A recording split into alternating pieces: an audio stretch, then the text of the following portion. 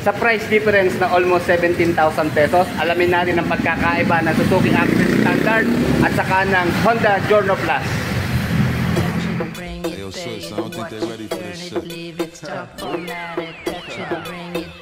Hey, yo, let me take their ass back to the club real quick. Touch it, bring it, pay it, watch it, turn it, leave it, start format it. Touch it, bring it, pay it, watch it, turn it, leave it, start format it. Touch it, bring it, pay it, watch it, turn it, leave it, start format it. Touch it, bring it, pay it, watch it, turn it, leave it, start format it. Who be the king of the sound? Bust a bus back and just put a lock on the town. I know my bitches be coming from miles around. See, they be coming cause they know how to gog. Touch it, bring it, pay it, watch it, turn it, leave it, start format it. Touch it, bring it, pay it, watch it, turn it, leave it, start format it. Touch it, bring it, pay it, watch it, turn it, leave it, start format it. Touch it, bring it, pay it, watch it, turn it, leave it, start format it. And as we start again, we ringing the bell. When I come, I be doing it and doing it well. Then I beat up the coochie and be making it swell, trying to hide the smell of the sex. Spraying on a Chanel. Then they try to walk with the straps, so no one could tell. How a nigga got in their butt, made everything jail. Para sa mga ka-riders natin na nagre-request, ito na po ang comparison video ng Honda Giorno Plus at saka ng Suzuki Access Standard. Sa cash price po ng Giorno Plus, dito po ito sa Desmark, Guevara, Santa Cruz, Laguna. Ang spot cash po ay 101,900 pesos. At dito naman po sa Access 125 na standard version, ang spot cash naman po ay nasa 85,100 pesos. So meron nga po silang price difference na nasa 16,800 pesos to be exact. Okay, sa mga nagtatanong po ng installment basis, pasensya na mga riders ha. Inaayos pa po sa loob pero ginagaranti ko po sa inyo, dito po pinakamababang magbigay ng presyo pagdating sa cash or sa installment. So message nyo na po sila sa kanilang Facebook account na Desmark Guevara Santa Cruz. Pansin ko lang mga riders ha, pagdating sa looks, malaki po ang similarities nila. Pero syempre sa ating mga tumitingin na riders, may kanya-kanya po tayong perspective ng pagtingin sa motorsiklo. Merong gwapo sa atin at hindi naman sa iba. Pero kagaya ng sabi ko, okay lang po gayahin. Basta ang importante, yung maganda ang ginagaya, di ba? Unahin na natin sa looks ha, bago sa specification kasi malaki po talaga pagkakaiba nila. Okay, dito po tayo sa Giorno Plus. Meron dito pong 4 na kulay na available. Meron nga po itong Virgin Beige, Matte Gunpowder Black Metallic, Pearl Jubilee White at saka Pecan Orange. At dito naman po sa Access na standard, available po ito sa Solid Ice Green, Pearl Grace White at saka Metallic Matte Black. So 3 kulay nga lang po dito sa Suzuki Standard at saka 4 na kulay naman po sa Giorno Plus. And then sa physical appearance, pareho silang malinis, wala nang mga decals na ginamit, mga emblem lang po dito sa pinaka-dibdib. Emblem po ng Suzuki, kasama po yung kanyang DRL. At dito naman po sa Honda, naka-chrome na rin po yung kanyang garnish, yung brand na Honda. Then sa headlight, dito po sa Giorno Plus, ayan, bilog po siya, kaya classic din ang datingan. At nandito po sa gitna yung kanyang DRL sa headlight na round shape. And then naka-chrome din po yung garnish dito sa palibot ng headlight. At rectangular naman po dito sa standard na Access. Ayan, pareho po silang naka-LED sa headlight mga ka-riders. Naka-chrome naman din po dito sa kanyang garnish. Pareho po silang combined LED at saka pad. Dahil sa turning signals po, pareho po sila nakapad. Medyo mas mataas lang po ang pwesto ng turning signals dito po sa Suzuki Access Standard. At nasa gitna naman po dito sa Giorno Plus. And then sa taillight naman po, lumamang na si Giorno Plus kasi yung pong chrome na garnish niya dito, meron pa rin sa kanyang taillight. At ayan, naka-LED po dito sa stoplight taillight. At sa turning signals, bulb pa rin po. Ganun din naman po dito sa Suzuki Access Standard. Ayan, LED po siya mga riders. So, at naka-bulb dito po sa turning signals. Pagdating naman po sa fairings, lamang naman si Access Standard. Dahil metal po ang ginamit dito sa kanyang front fender at saka sa leg shield. Unlike po dito sa Giorno Plus, plastic po lahat ang ginamit. Then pareho pong telescopic fork ang front suspension. Kulay silver po dito sa Access Standard ng Suzuki.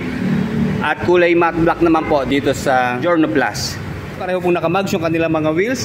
Pareho pong size 12 ang diameter. Matte black nga lang po dito sa Giorno Plus. At silver naman po dito sa Suzuki Access. Okay, sa braking system naman po, dito sa Access 125, single disc na meron pong single piston caliper. Wala po siyang ABS or CBS mga riders ha. Unlike po dito sa Giorno Plus, naka single disc na meron pong single piston caliper, pero meron po itong combi braking system or CBS. Wala rin po itong ABS. And then dito po sa Giorno Plus, ang front tire size po niya ay nasa 100 by 90 by 12. Siyempre tubeless po yan, and then Duro brand po. At dito naman po sa Access 125 Maxxis tire na tubeless, meron po itong size na 90 by 90 by 12. And then sa rear suspension, pareho po silang single-sided shock na non-adjustable mga riders. At sa braking system po dito sa rear, pareho po silang naka-drum brake. Yun lang po pagdating sa wheel size dito po sa rear ng Access 125. Size 10 lang po yung diameter, kaya medyo maliit siya. Pero maganda naman, binawi dito sa bulky na gulong. Meron po itong size na 90 by 100 by 10. At dito po sa Giorno Plus, size 12 din po yung kanyang wheels dito sa rear. At ang sukat po ng gulong ay nasa 110 by 90 by 12. And then sa muffler naman po ng Giorno Plus, oblong po yung size. Ayan, mahaba din naman at meron po siyang plastic na heat guard. And then 800 ml po ang engine oil capacity. At nasa 120 ml naman po ang gear oil capacity. Automatic CVT po sa transmission. Wala po siyang kickstart mga riders. At ganun din po dito sa Suzuki Access 125. Automatic CVT. Ang maganda naman po dito, meron pa rin po siyang kickstarter mga riders. And then kakaiba po yung size ng kanyang muffler. Medyo triangle siya mga riders ha. And then stainless steel po ang ginamit sa heat guard. Hanggang sa elbow, fully protected po ng steel din. 650 ml lang po ang engine oil capacity ng Access Standard. At konti lang po ang kanyang gear oil capacity. 50 ml lang po mga riders. Bakit nga ba lamang ng almost 17,000 pesos ang Giorno Plus? Dahil po sa kanyang engine specs. 4-stroke, single cylinder, naka 4 valve na po dito sa Giorno Plus. Single overhead cam, and then liquid cooled sa cooling system. Fuel injected, 125cc displacement, and then enhanced smart power plus naman po sa kanyang engine. Dito naman po sa Suzuki Access 125 na standard. 4-stroke, single cylinder, 2 valve lang po, single overhead cam, air-cooled sa cooling system, fuel injected sa fuel supply system, 125cc displacement, and then Suzuki Eco Performance naman po sa engine. And then malaki po ang pagkakaiba nila sa upuan. Dito po sa Access Standard, medyo may pagka light brown siya eh. Tapos makapal po yung seat cover. Yung shape niya, almost pantay lang dito sa back rider seat, di ba? Siguro maganda rito, lagyan natin ng shape, tabasan natin yung kanyang foam. Yan po, malapad siya, saka mas mahaba. At dito naman po sa Giorno Plus, ayan, dark brown siya. Medyo pino siya pero hindi naman madulas. At malapad din naman po, pareho sila naka single stitch dito sa bandang likuran. At dito naman meron siyang konting korte, di ba? And then pagdating sa grab bar, pareho po silang alloy. Mas maganda lang po dito sa Access 125 kasi mataas yung kanyang grab bar. Pwedeng pangsangga sa ating angkas para hindi mahulog in case na bigla tayong umarangkada. Unlike dito sa Giorno, medyo pababa siya, di ba? Ingat-ingat na lang tayo ng biglang pag-arangkada. Okay, pareho naman silang spacious sa hawakan kaya hindi maiipit yung kamay natin. And then sa U-box, check natin ha. Mas malaki lang po dito sa Giorno Plus. Okay, dito po sa Access Standard. Okay, ito po yung kanyang side mirror. Ayan, naka-chrome na bilog. Kaya classic, malaki ang kanyang side mirror. Okay, ito po yung kanilang giveaway na helmet. Ayan, di ba? Quality. Bali quarter face siya mga riders. Oh. Siyempre, sukat na sukat po yan dito. Ayan, customized na po siya. Ayan, meron siyang tatak ng Suzuki. And then yung kanya pong model name na Access. Ayan, pasok na pasok. At dito naman po sa Giorno Plus, okay, ito po yung kanyang stock na side mirror. Parang bilog din siya. Ayan, hindi po siya naka-chrome pero maganda yung kulay niya. Terno sa body ng Giorno Plus. Ayan, marami po tayong may kakarga kasi ang lapad po o ang haba ng kanyang underseat storage. Sukat nga natin itong kanilang previous na helmet. Ayan, di ba, pasok na pasok. Pero siguro ang isukat natin dito yung ating dalang helmet para malaman natin kung pasok ba ang full face helmet. Ayan, pasok na pasok kasi ang lapad po talaga niya, laki. Ayun, lalak na siya. Kala ko hindi pwede. Pasok pala, pasok. Hindi po sila nagkakalayo sa fuel tank capacity. Dito po sa Giorno Plus, check lang natin ha. Ayan, unique naman yung pagbubukas ng kanyang fuel tank, di ba? Galing. Pasay. Okay, meron po itong 5.4 liters na fuel tank capacity. And then base po sa WMTC mode, nasa 47 kilometers per 1 liter sa fuel consumption. At mahigit 120 kilometers per hour naman po sa top speed. At dahil naka-smart keyless system na po, ignition system ng Giorno Plus 125, ito po yung kanyang remote control. Meron po siyang dalawang button, ayan, yung pong locator at saka on and off. Then meron po siyang emergency key. So in case na magloko yung ating battery, hindi natin mapagana, ayan, bubuksan po natin itong cover na to. At nasa loob po yung access nito para i-turn on natin. And then isa lang po ang kanyang packet, pero malaki po dito sa left side. Ayan, hihilahin lang po natin itong lock niya pababa. Ayan, malawak siya. Kasya-kasya po dito ang ating cellphone. Basta patayo lang po ang lagay. And then dito na rin po nakapwesto yung charging port. Ayan, solo lang po siya dito na USB type ready. Meron po siyang utility hook. Ayan, may lock dito po sa gitna. And then dito sa ilalim wala na po. And then malapad din po yung kanyang floorboard. Ayan, nakaganda yung shape niya. Kahit hindi na tayo maglagay ng matting, okay na. Hindi na daw tulas yung sapatos natin dito dahil magaspang po. At ang maganda ho dito, wala ho dito ang pwesto ng kanyang battery na andito sa pinaka-dibdib. Ganun din po dito sa Suzuki Access 125. Dito po sa dibdib niya nakapwesto yung battery, kaya mataas, no problem sa bahaan. Dito naman po tayo sa ignition system ng Access 125. Ayan, bali disusi pa rin po siya mga riders ha. Ayan yung kanya pong shutter key lock. Then meron din po siyang utility hook dito sa gitna. At maganda dito sa ilalim merong isa pang extra. Kaya may lock siya. And then dalawa po yung pocket, pareho pong malalim, malawak. Kasyang-kasya mga cellphone natin. At nasa labas po yung kanyang charging port na USB type ready na rin po. Yun lang, walang cover. No? Pag umuulan, hindi tayo pwede mag-charge ng cellphone, mababasa. And then dito naman po sa Access 125 na standard, 5.3 liters po ang kanyang fuel tank capacity.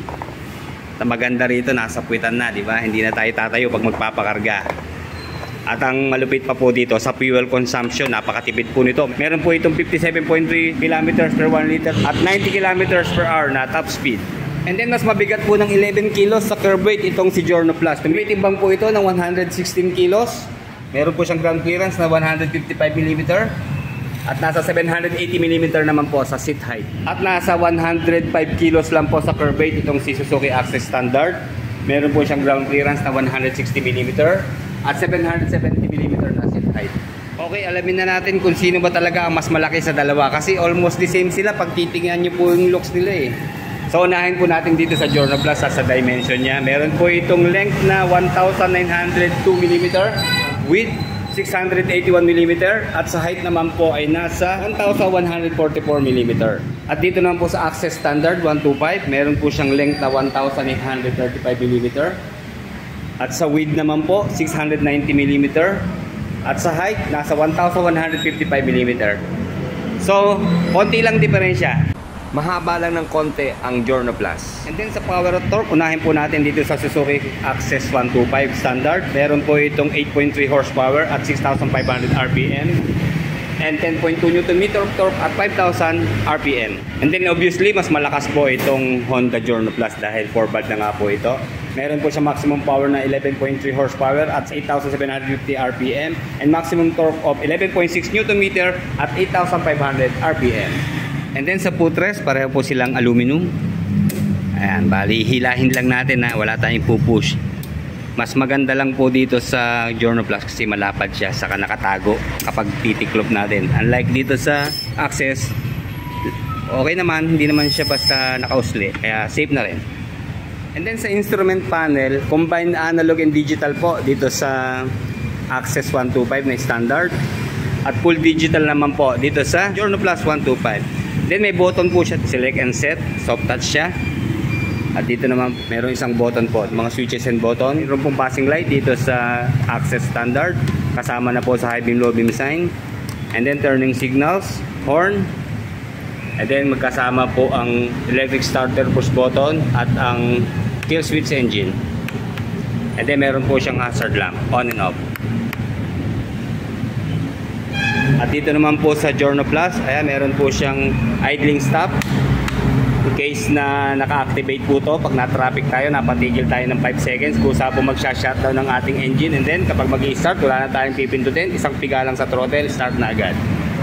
At then dito po sa ilalim, electric starter push button, high beam low beam sign, wala po siyang passing light, horn, and then turning signal sa pinakailalim. And then dito po sa brake lever sa kaliwa, meron po siyang park brake lock dito po sa Giorno Plus. Full press lang natin, then yan, lock. Pag i-unlock, isang piga lang, unlock na siya. Ganon din po dito sa Suzuki Access 125. Ayan, then isang press, unlock na siya. Kaya kung naghahanap po kayo ng mura at brand new motorsiklo, available din po dito ang Big 4 na motorcycles. Pasyal lang po dito sa Tesmart Guevara, Santa Cruz, Laguna. Like, comment, and subscribe sa ating channel. Salamat po.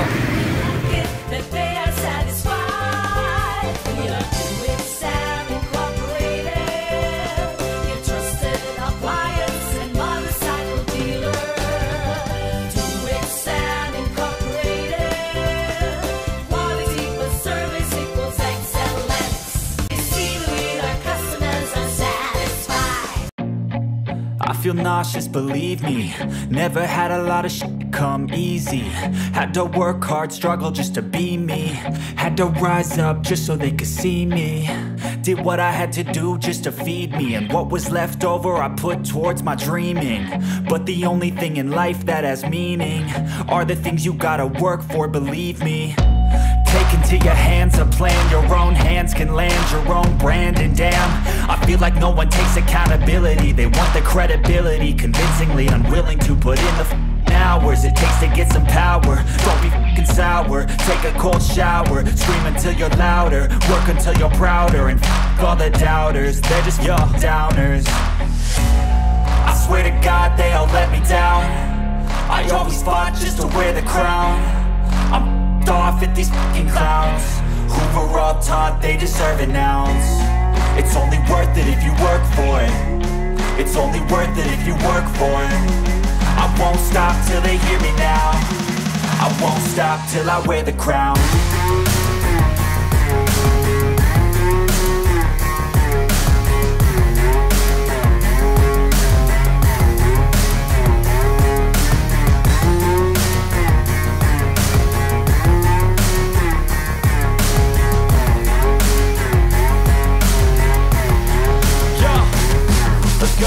I'm just telling you to fight for your dreams, but it's not what it seems. Man, it's hard to be seen when everybody wants to be king. Yeah, they all wanna ring, yeah, we all wanna be free.